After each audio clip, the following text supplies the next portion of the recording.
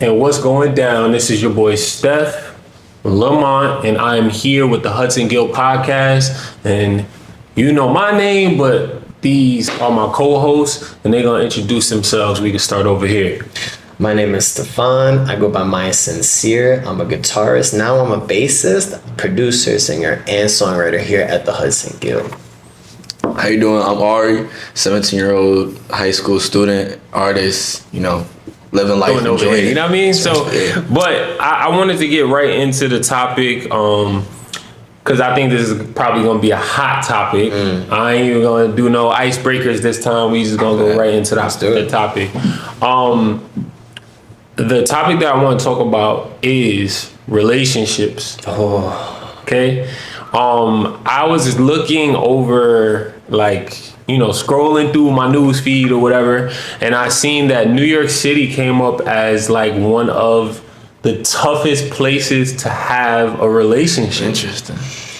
So I think it was a few more places that was on this same list, but I feel like it was kind of interesting to see that, where we live is just tough to have a relationship. So I wanted to see what was you guys' thoughts on that? And, we could kind of expand on that topic, you know what I mean? But first question that I have for you guys is, are you in a relationship, or you are looking to be in a relationship or dating? You want to go first? Yeah! I'll go first. Man, I don't know. Focus on school, all of that. It'd be I don't know. I think when I go to college, then maybe I'm going to start worrying about it a little more. Now, of course, just having fun. But I feel like a relationship is more serious because it's commitment. It's just serious stuff like Christmas gifts, Valentine's Day gifts. Right. I don't know. I'll wait till I get to college for that. Right now, just focus on school and having fun. That's about it. Okay. What about you, Steph? Here's how I'm going to say it. Right now, I'm looking for musical inspiration. So, if you want to be part of a story, a song that I'm making, we can make it happen. But in terms of labels, right now, heck no. All right, so that sounds like he's still in his player phase, y'all. But look, this is what we trying to figure out. I think because it's interesting that you guys both gave, for lack of better terms, no answers, right? Yeah, basically no, right? It's New York for you. Yeah, New York, yeah. So I wanted to talk about the reasoning as to, I guess, why we're in this epidemic, if you want to call it, of people feeling why I don't think I'm into a relationship, or I don't want to get into a relationship, because some of the answers that you gave are not to shoot down your answers, but they're kind of the kind of generic answers that you hear a lot of times. Stay away from musicians, yeah. You know what I mean? But ultimately, I think that we should talk about why do you feel that people, and when I say people, I don't just mean men. I mean, women too. But why do you feel that people prioritize other things outside of relationships? I guess I'll go first. I mean, one of the ways that I could really look at this question is from my own perspective. When I'm looking at, I know this is gonna sound crazy, but being in the biggest city in the world and the economy that comes with it, what it takes as a young adult to support yourself on top of someone else, there's a lot that goes into it, because when we talk about something serious and we talk about something mature, there's a lot of responsibility that comes with that. And a lot of times, especially in the society we live in, that might have, some monetary backing in that, whether that be settling in with a family, whether that be supporting, a brand new family that you're bringing into the world, right? Well, are you talking about marriage, or are you talking about just relationships? Here, I'll go into this too. I think even just in the starting steps, it's unfortunate, because I resonate with what it's like to be in Gen Z, this fresh new generation that really seems to be struggling. But it really is unfortunate that I know that the economy has a lot to play into it when you're talking about like taking people out on dates, right? And taking people out on events consistently. Because what you want to do is you want to build that consistency, and you want to build that sort of, it takes money to do things. Forget about it being like, oh, I need to spend money on you. I don't even think it's about that. It's just the surroundings of it, of what it takes to not only support yourself, but someone else. I think that plays a big role, and that's going to be a decision maker. What about you, Aria? What you thinking? I see that. I feel like it's that too. I think it's like relationship wise, like I feel like it's like a question like age thing. Like I feel like the older you get, the less you want. So I feel like right now, like, everybody's like, yo, I want this, I want that. But then the older you get, you're like, I just want somebody to make me happy. And I feel like living in New York, you see a lot. Like you want a lot more because there's so much out there. So I feel like not only do you want somebody that fits all your standards, but you want somebody that's more than that. And I feel like that's hard to see or hard to find. But as you get older, you kind of look at it like, man, I don't know. Like, I don't really need somebody to get their hair done every Friday. Like, it is like what you want gets less. But I feel like it's, for New Yorkers, it's less. It's like what they want, because they see so much. They're like, I know if you don't have it, I'll find somebody down the block that will. Nah, I'm gonna push back a little bit on that because because I think that is a great take, but I am gonna push back a little bit on that because I think the older you get, I think based off of what you said, right? I think that is contingent on what you were already exposed to.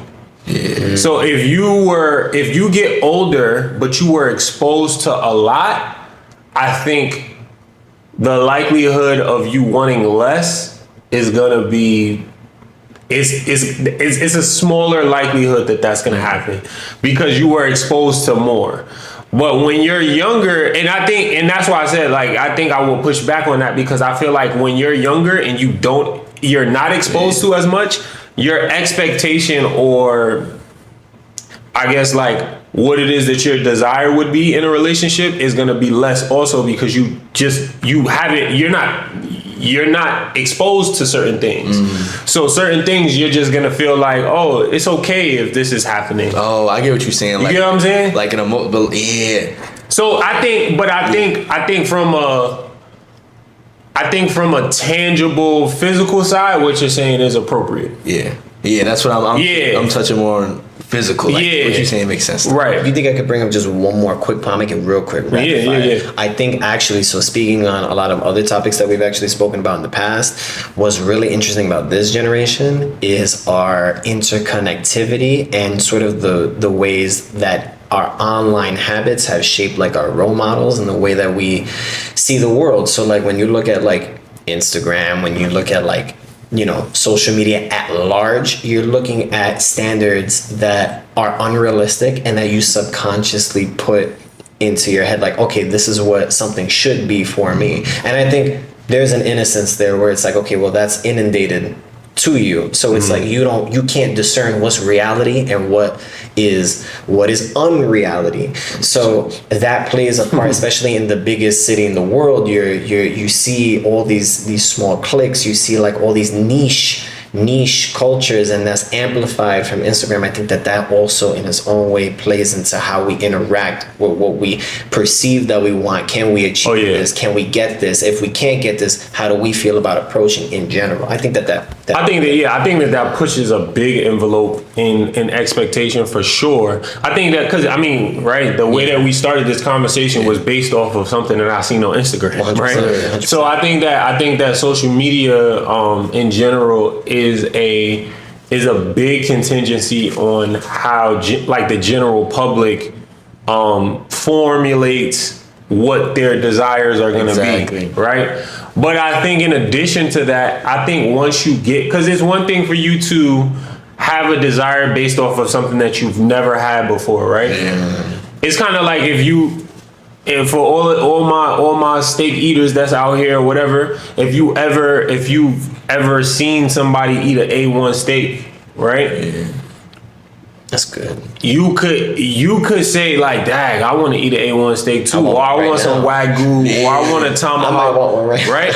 And then like that is a desire that you manifest in your head. But then when you finally get it, you like, oh, this. That's it. Yeah, like this is alright. It's Like good, it's okay, but it's not like I don't understand why it's $500. You know what I'm saying? Exactly. Like so, that's what I'm saying. It's easier for you to make an expectation or formulate a desire based off of something that you haven't had yet, than it is for you to create something based off of real experience.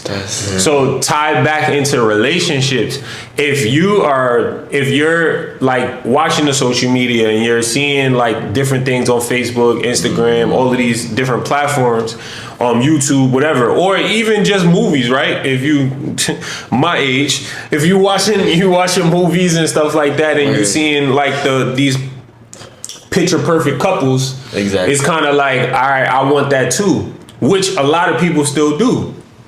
But once you get into that relationship and you're still like, it's still a void. You're still longing for something. Yeah, like then that's when you figure out, like, to your point, like things will decrease or it'll continue to increase. That's so interesting. And what's our relationship with like the way that we perceive like our dreams, our fan, like how does that play into how we should set our expectations? Because that could be very dangerous.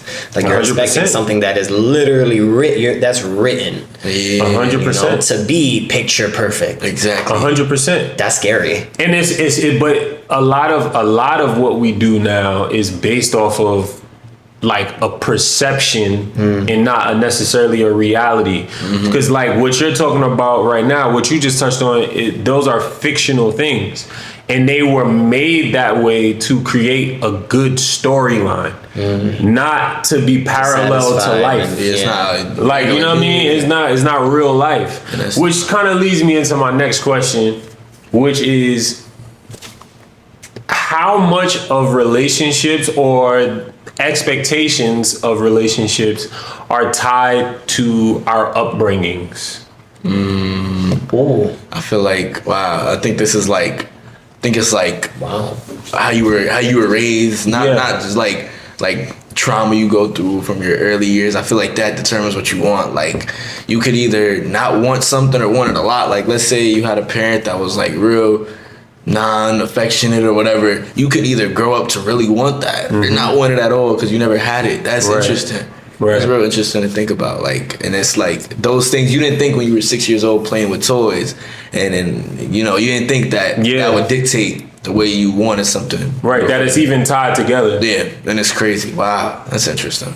Yeah, what do you think? I'm gonna take the for me the honest road. I really do think that it varies, right? Because if you, okay, let me make this in a way that I can say it and have it flow. I really do think that like if I'm young and I perceive that I'm receiving a lot of healthy love and healthy relationships, that I might have a more mature and informed decision, regardless of whether or not I want to go forth with a relationship. I just think the mentality going ahead will be that is informed, right?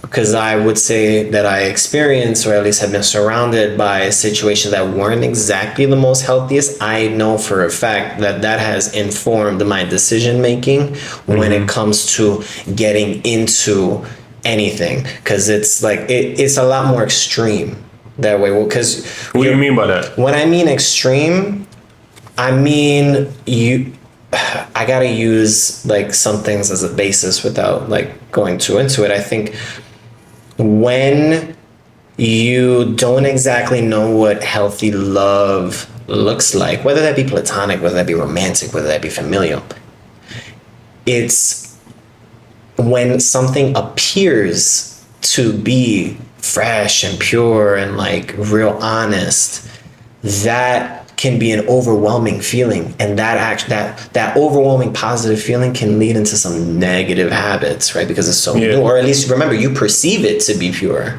you perceive it to be that fairy tale, because you have not had the role models to show you what real love looks like. So therefore you're chasing this imaginary idea of it, but you're going in and you're not making the right decisions going into it. You're expecting something that quite literally is way too grand.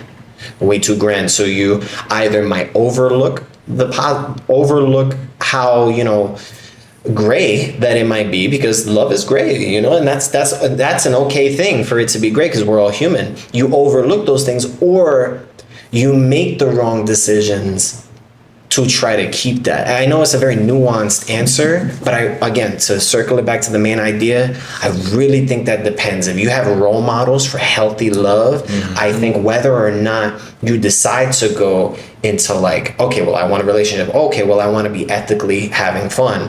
I think you're going to be more informed. You're going to be more confident in that. I do want to interject though. Go ahead. Because one of the things that you said is key.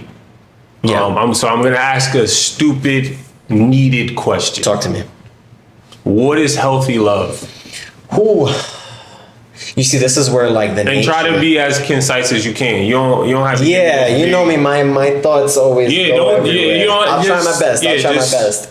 I think healthy love, of course, you know, it looks different for everybody, because to me, there's no such thing as like absolute truth, but we have ways of identifying things. I think to me, healthy love looks like honesty in every kind of situation, not just being nice to be nice, or when someone asks for, you know, like constructive criticism, you're there to do it. You know, you're there to be able, you're not sugarcoating anything. I think healthy love looks like distance, knowing how to step back from something, knowing when to give.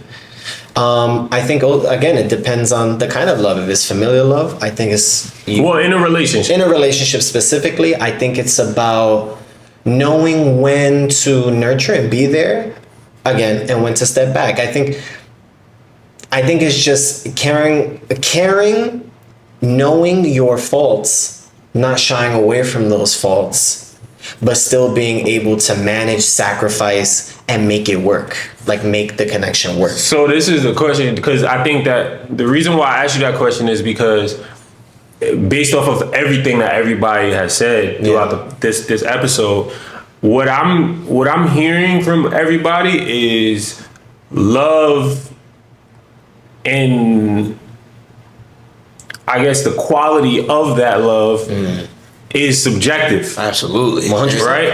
Yeah. So like what you might think is good love, or True. or you know what I mean, different. the best love, I might think that's not enough. Yeah. Sure. Right? Sure. And that's too much. Yeah, or I might think it's too much. Yeah. Like, so like, and the reason why I asked you that question is because similar to Ari, the way that you guys are expressing growing up being tied into how you look at love, you had mentioned the way that you experienced some of the love that you were given, it probably wasn't on the best scales, right? Yeah. Now, subjectively to you.